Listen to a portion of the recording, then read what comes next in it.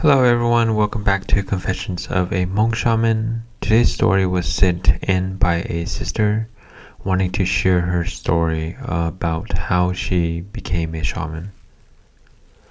I would like to share my story of when I became a shaman to encourage those who may have similar struggles or share the same path. My message to you all is don't give up and continue to believe in yourself. I used to talk to myself and have dreams when I was a kid. I remember when I was in kindergarten eating with a friend in the cafeteria and my legs started to shake. I never thought too much about it or even noticed until my friends asked, "Bữa có ổn à?" I asked what that is because I was still a kid and never heard of it before. My parents didn't do any of this stuff or practice any religion, so I was never exposed to shamanism or 개운행 뭐야. So I said, I don't even know what that is. My friend responded, cho có bắt cái tới chùa li coi cho nên ổn sẽ ổn li có small. Ever since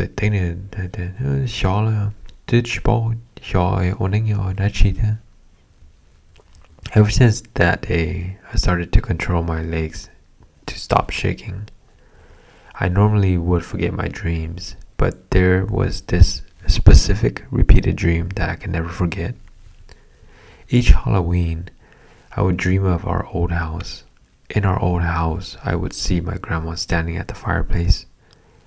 When I walked close enough to her, she would turn her body and look at me. She would look at and smile at me with her toothless smile. Her face was old and wrinkly. Her body was frail and skinny. I kept having the same dream every Halloween until I got married to my husband. My dreams and emotions got really intense when I got married. I didn't know why or what to do. I had my daughter the year after. She would constantly cry and it was so hard to calm her down. One day, for some reason, when my daughter was crying, I had this urge to just say some random words that even I couldn't understand. I was shocked as it helped her calm down. This went on for half a month, and I did this in private when others weren't around. I stopped after some time because it seemed like it was all nonsense to me. I was shocked that I was able to control it like that, how I controlled myself from shaking when I was younger. After a while, I forgot about it. That same year my daughter was born, I started sensing and hearing things I'd never heard before. For example, my brother-in-law was in the ICU while I was still in my 1 month of having my daughter. I heard someone coughing in the living room about 3 times.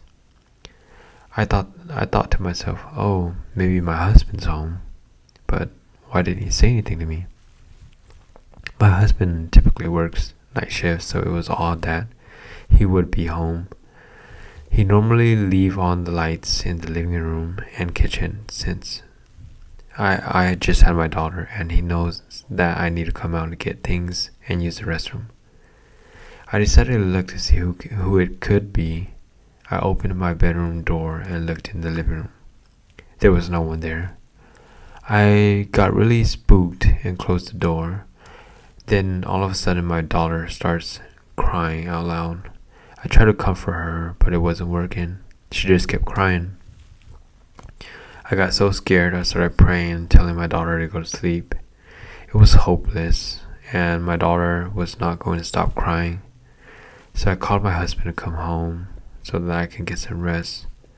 This was the first time I experienced hearing things. A couple of days later, I heard someone washing the dishes. I was thinking that it could be my brother-in-law who was in the ICU since he normally comes home late to eat after work.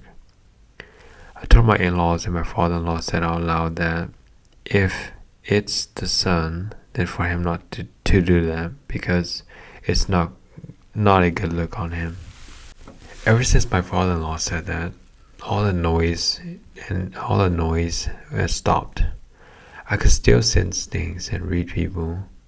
A year later, I had my son, and there was a saying that every time you have a child, you bring another gift. A couple hours later, after I had my son, I had really bad cramps. I tried to press the help button, which was on my right side, but I suddenly saw a nurse figure on my left side. I didn't see her face clearly, but I saw her outfit. She was wearing a white outfit with an old-fashioned nurse hat. That was when I realized that she wasn't a living being. I got scared and just pulled the sheets over my head as I peeked, and she disappeared.